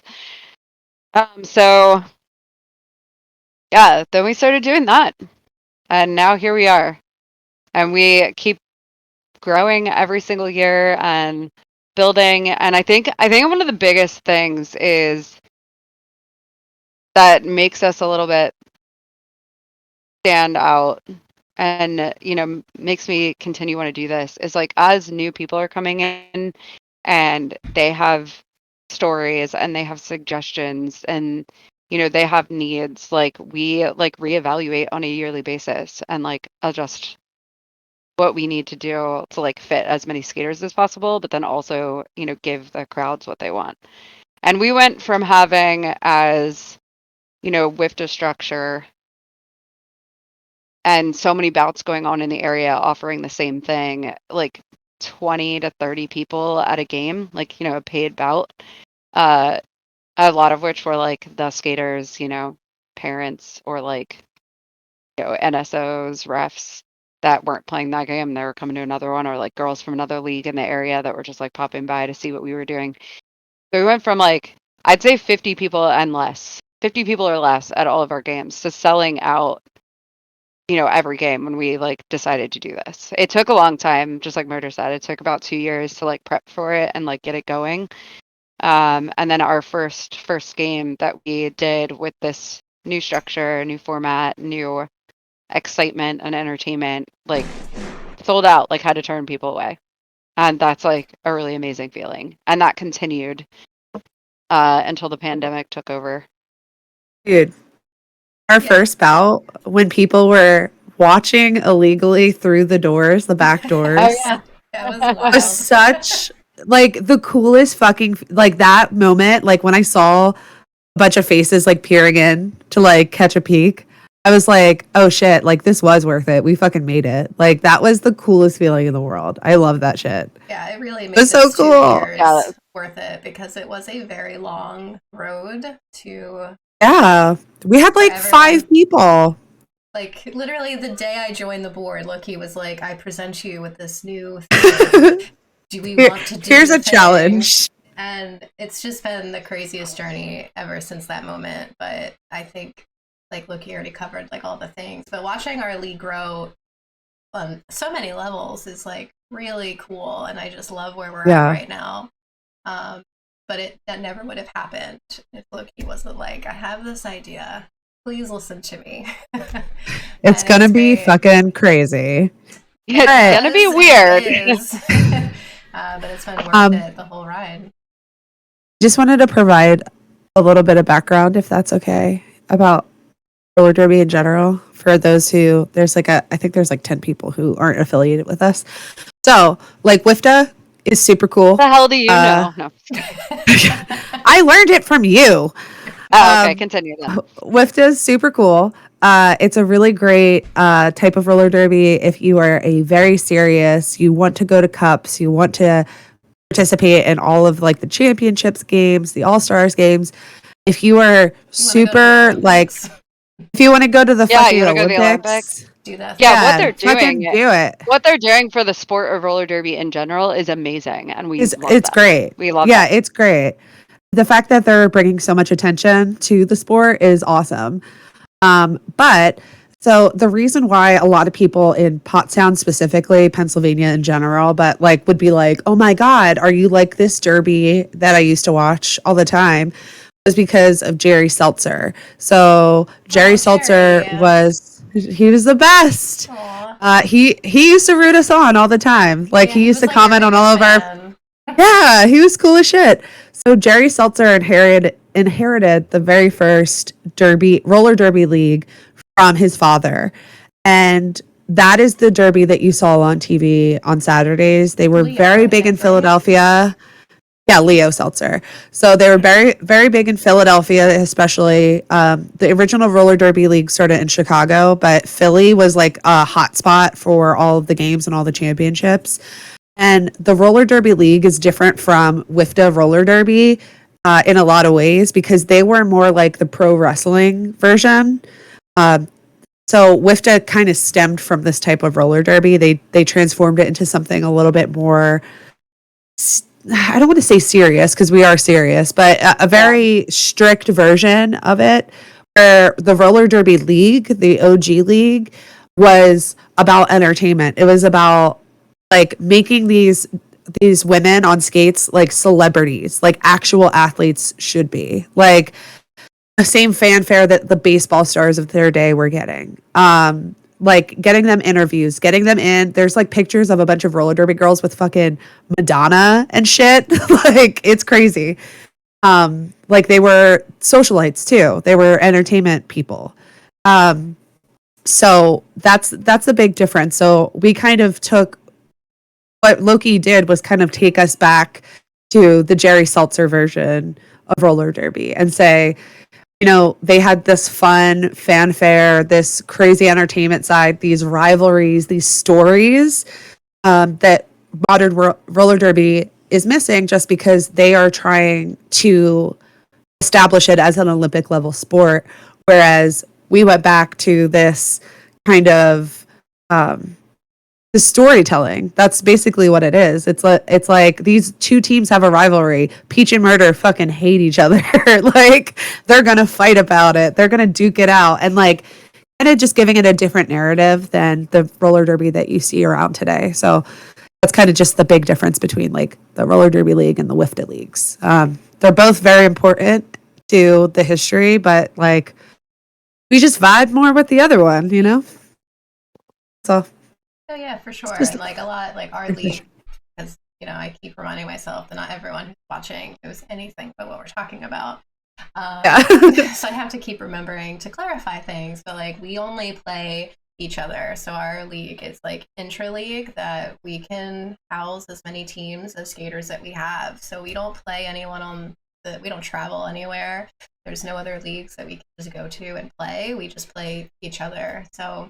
Currently, our two teams is Riot Makers and X-Force. Those are our two home teams, and as we grow more, which we fucking will, and when that day comes, we'll have a third team, and then we'll just keep growing teams to fit the amount of skaters that we have. But I think playing each other, there's something really cool about that, and also like refreshing and safe because I know you all, and I know that as much as we should talk each other, you don't actually want to fuck me up on the track. I mean, that's why I moved you to my team, so I didn't actually hurt you. Thank you. Like, I'm gonna murder Sassy. So then together we're gonna murder. That's correct. Yeah. Also, oh no! R.I.P. Jerry Seltzer. By the way, yeah. Rest in power. Just speaking of Jerry, I kind of like, not that I forgot about him per se, but like it really just that was like an instant flashback to those days when he was really active and we were growing, because he was so supportive of what we were doing. Like he had a little blog. He never bouted yet, and he always was sharing our posts. And that's also a reason why we do the blood drives every year with American Red Cross, is because Jerry Seltzer used to really be like the person who was campaigning these and I wouldn't say the organizer, but he really was like ensuring all leagues were hosting these blood drives, and they were all summer long. That's how we started, and we continue to host them every year. But he was awesome. He had a little blog, and he would blog about modern roller derby and what derby was doing. And he wrote about us on it. It was the sweetest thing ever. Yeah, like he would talk about how our gameplay gave him flashbacks, and like it was just really flashbacks. I put two pictures in the Twitch chat because these are from his team that he used to run in Chicago, and I feel like these two pictures like totally sum up what we're doing. Like, I don't see any pictures. It's in Twitch chat. It's not live on Twitch. Not live on Twitch, but Twitch chat. Yeah. Well, what if everyone else wants to see your cool pictures? I was just making sure they were safe, which I don't know why you wouldn't put safe pictures, but I just... What would they be? They're fucking naked. Murder nudes. They're just pictures of my cheetahs. So we got this one. Yeah, I just track. So this skating is on a track. You can see it's banked.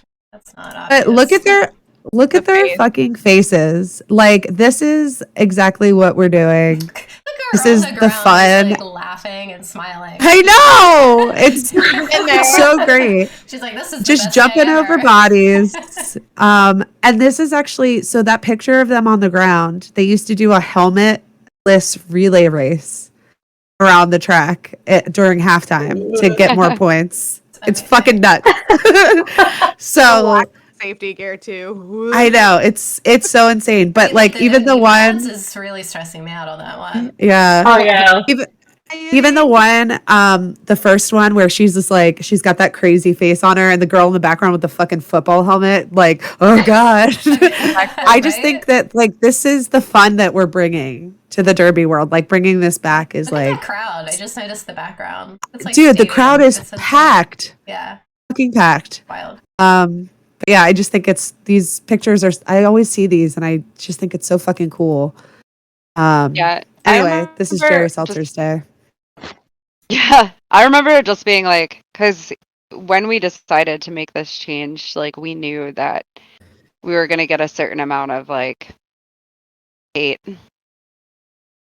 Hate. We're gonna get some hate.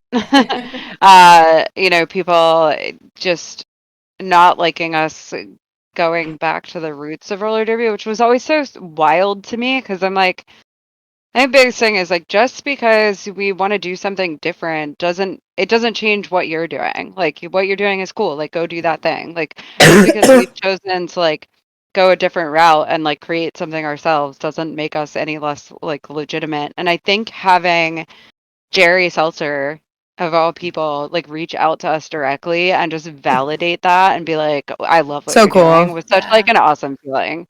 I was like, I feel like I don't know, like I think we were gonna do it anyway, but I think that like really like kind of lit a fire underneath us where we're just like, all right, well, this guy who's like the godfather of roller derby, Yeah. Yeah. love And I what think that also hey, helped like love what you're doing. us keep going because that was such a long transition. It's not like we just decided and we did it the next day. Like there was so many things. We had to rebuild our league back up again to have enough skaters. Yeah. When we talk about having to have 2 teams, we need double the amount of people that any WIFTA team needs to play another team. So Yeah, I mean, support really just was so like, people- this is what we want to do, and we're gonna do it however long it takes. We're gonna get there. I think So just like crazy. so people are aware, like usually like a WIFTA team, you need to have at minimum 12 skaters, and I think the maximum is 14 or that may have changed, but it's somewhere around there. So as long as you have that many people who have like cleared their requirements and are ready to go, like you can go play against another team at any point. And like Sassy was saying, for us, we need, 12 on a team is ideal. We've played with as little as 9, but it's still like almost double. So like at a bare minimum, we need like 18 skaters, and that's hard to do a full game with only 9 skaters on each team. So obviously Boy, 12 is like it. the ideal. Yeah. Boy howdy. Oh But my like what God. is exciting to think about is because we used to do this back in the day. Let me like create some excitement and some stir amongst us 5 people and whoever else is watching. We used to kind of moonlight. So we PRDR had 3 intra-league teams because we also, that's pretty standard where you'll play intra-league and you'll play inter-league. So you'll have like a travel team, and then you have home teams as well. So that's a pretty standard thing even with WIFTA teams. So we used to have 3, and I think at the time there were probably 8 skaters per team, and we would, whatever team wasn't skating in a bout, we would just borrow their skaters to like fill in. So we're actually getting to a position where we could very much so like reasonably have 3 teams like next season. So fucking It's wild. not really good. Cute I know, it's team crazy. daddy issues. Yeah. Oh my I'm changing God. teams. I'm changing teams. Sorry, we've been Oh, throwing Jesus. that out for years. I hate it. And Let me what's in. great is that like throws out a whole new dynamic, but then also like pretty much everyone still gets to skate for the most part. And if you're not skating, you can ref. There's all kinds of cool Can't wait stuff. until we can have like a little like championship amongst ourselves. Like I love our 2 teams and the rivalry is great. Like, March Madness. But like, to switch it up every month and then have like a final showdown. Goals. I also love that idea too, that the coaches, like, the whole reason they did this is if we have more skaters, we just make more teams. Mm-hmm. Like, I think that's such a beautiful sentiment because I've heard, other, derby players that I met from like teams in different states or teams in different cities. They're just like, yeah, I've been playing for 3 years. There's not enough room for me on this team.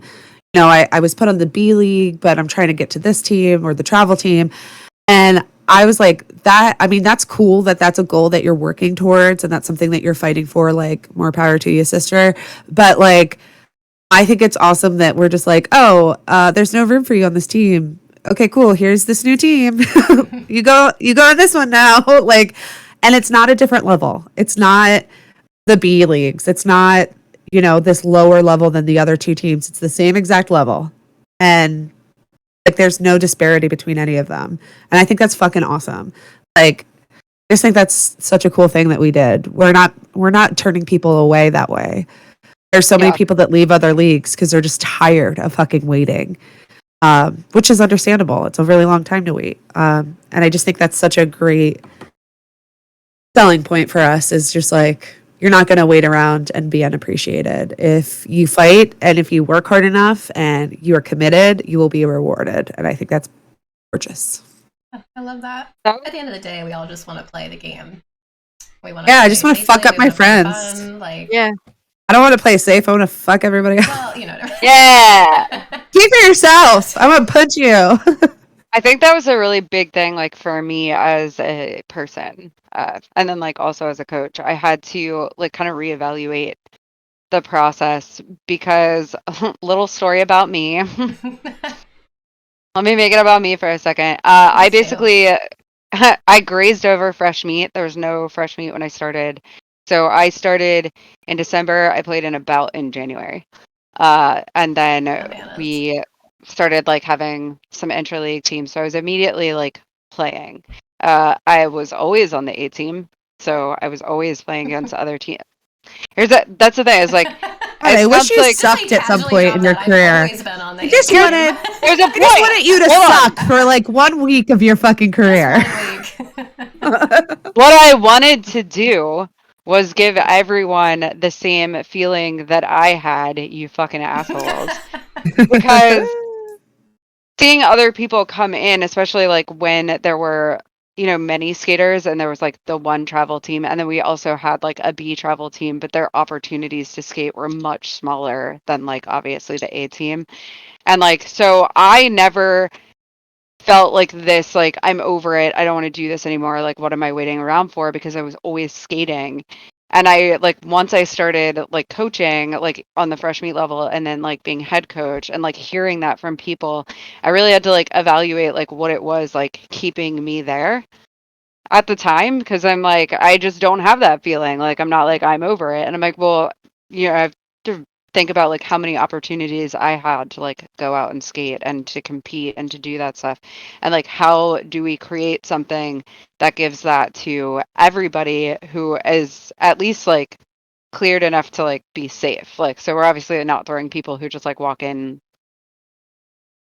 on fresh meat orientation like tomorrow you're going to be bouting. Like that doesn't happen, because that would be crazy but also hilarious and I'm kind of into it.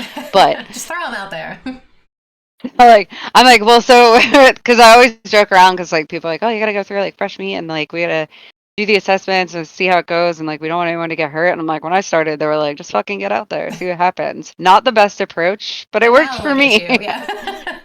Yeah, maybe not the best. So I mean, at the much. time, there's so many limited. There was so limited as far as skaters. So we were all kind of fresh meat and bouting. You know what I mean? So Yeah. it wasn't like we were going up against people that were like way more advanced. So like as it got more advanced, it's like, all right, now we gotta like really change this up and have like boot camps and fresh meat and refine a program that works. So that was like a really big part of this change as well, is like if we stick to being interleague, we have absolute control over the number of teams that we can have and like house, and like not worry about, are these people going to get to do this thing while other people are missing opportunities. Like that was a huge part of it. So there's always something to push for, because I do remember people coming in and they would see the A team skaters and it's like 15 skaters and they're like, well, if they don't leave, I'm not going to skate, essentially. Like that was the mindset. And I'm like, I get it, because like as one of those people, I'm like, I'm not giving up my position. Like I'm going to fight as hard as I can to keep it. So still fostering that level of competition and excitement and drive and training while still giving everyone that comes in the same opportunity is like that was the biggest thing I think for me. And I think that's why our numbers went from when we switched over and we're like, let's be wild, to like 8 people to now we have like just shy of 40 skaters. Damn. It's like pretty crazy to think about. So crazy. Yeah. They don't all Like fucking coming to come those to practice, practices. but Even Sorry. though even when people have been sick lately and I'm showing up to practice and it's like 15 people, it's still nothing compared to 8 people out of practice for oh my god, yeah. months. Yeah, it's wild. It's I so remember crazy.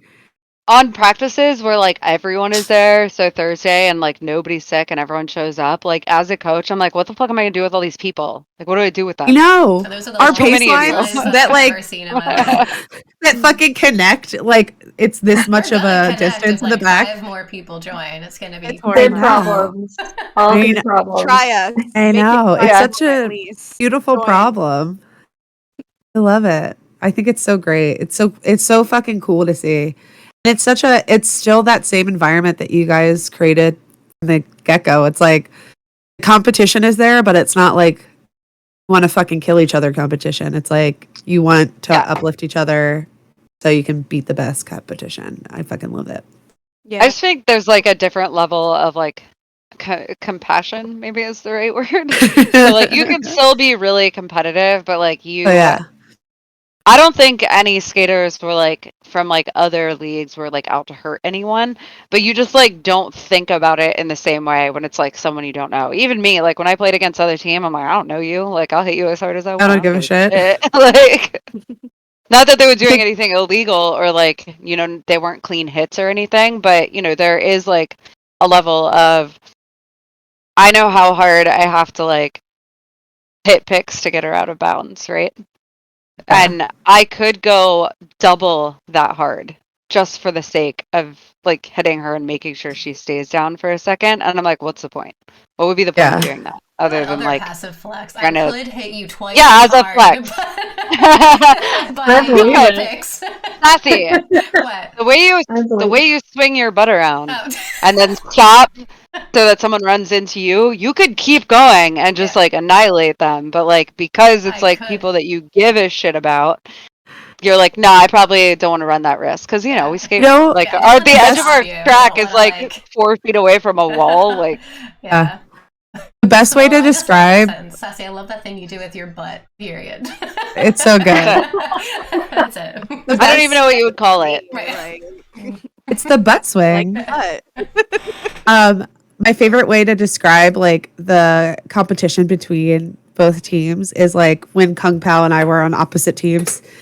And I was jamming and she was pivoting and she was blocking me and whispering into my ear, keep going, keep pushing. I'm not going to let you through, but keep going, keep pushing. Like, you're good. You're good. You have 20 more seconds. Keep going. I'm not letting you through. Like, it's not happening, but keep going.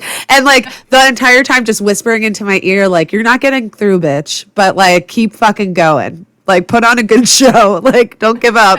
Maybe you'll get through. I don't know what'll happen, but probably just not. Like, yeah, that like encouragement while like because she saw like I was tired. I was like it was like the last jam and I was exhausted and she's like, keep fucking going, like you got this, but also fuck you. Yeah, good times. Like what you were describing is like we hope this is what happens when we create this league is literally what is happening. I've always it's awesome. like, a sense of community. Like I never felt like the levels were skewed in any way. Like I've never felt like a lesser skater until like I put myself in that place. Like because I'm really good at making myself feel like the lesser skater, but I've never been made to feel like a skater. Yeah, I mean, like from a coaching perspective, we just see a potential. So like we're not like, ugh, like what's this person doing? Mm-hmm. And like all of the decisions that we make as far as like who's ready to bout, who isn't, is 100% like based on safety, unless somebody's just like a fucking asshole. But in that case, like that's a different conversation. But that doesn't happen a lot in our league because of what we work so hard to create and like the environment that we try to foster. So yeah, I can tell you and anyone else who's watching that is thinking about like joining or is already skating, we have myself and Kung Pao and Deeds as like the coaching triad, and there has never over the 10 years that I've worked with them been a point where we're just like, ugh, like fuck this skater, she's never gonna make it. Like there's never been that. Like it's always been like, all right, what can we do to get them up to the next level? What kind of training, what conversation can we have to make that happen? If someone has like given up and bailed and they were like, I'm done, I'm never gonna make it, like they made that decision on their own. Like that's not coming from anyone above them. And it sucks when that happens, but like sometimes, like all other things, like it's just not the thing for you, and that's totally fucking okay too. Like that's not a problem. I'd rather people come to the decision, you know what, I tried it and this like isn't my thing. And like a lot of people that do that actually end up like helping with bouts because they want to be a part of, the league still, but they're just like don't want to be a skater. I would always rather see that than see someone like beat themselves up and like think that they're not going to make it and then like just get upset and like quietly like disappear into the void, because there's so many people you can talk to. The vet skaters are like always open to a conversation, always open to like helping other skaters like get skills. A lot of it has to do is like what you are willing to do as an individual to take yourself to the next level. So like, I'm having trouble with this thing. Your options are continue to have trouble with that thing or like beat the hell out of it until it makes sense. Transitions were really fucking hard for me. I remember seeing Busty Cage do a turnaround fucking toe stop, and I went, there is no way I am ever going to be able to do that thing in my life. And I actually helped ref a game at one point, and I was an outside pack ref, and I literally had to go back and forth across a quarter of the track, and I just did turnaround toe stops and transitions for an hour and a half, and like now I can do them like they're nothing. Sometimes it's literally just a matter of like beating that skill like into your head like over and over and over again. You taught me how to do transitions by yelling at me. Yeah, like just sometimes it's like just do it. I kept psyching myself out. Like I had the movements down individually, like breaking them down. Then I'd go to do it, and then I would get so scared. And then finally, Loki was just like, "Just fucking do it now." And I was like, "Okay," and then I did it. I think I did that to someone really recently that was trying to clear like a 6-inch obstacle. Yeah, and I was like, was suffer. did that thing that it may have been suffer, and like we put the cones all the way across, so you had no option. And I was like, you have a choice now. Now you got to do it. You'll die. There's lava on the outside. You have to go. Like, just do it. Don't think about it. Don't slow down. Just step. Like, That's if the you kind were of in motivation speakers I right need. now, I mean, some of it, like, what's the worst thing that's gonna happen? Here's the worst thing that could possibly happen. You're gonna fall down. Oh no.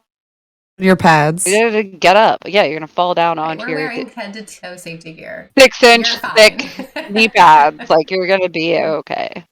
That's literally how I learned to jump with Pix. Like, she's like, you can do it. It's fine. Just do it. Just go. Just jump. Just do it. And I did it. And then I screamed like an excited like toddler, like, look at me. Look at me. I did it. And she was like, I knew you could. It's all been like the challenge with the transition. Like, it's getting out of my own head. And I just needed somebody to look at me and be like, you can do it. You're going to do it. Yeah. It's happening. You've already done it.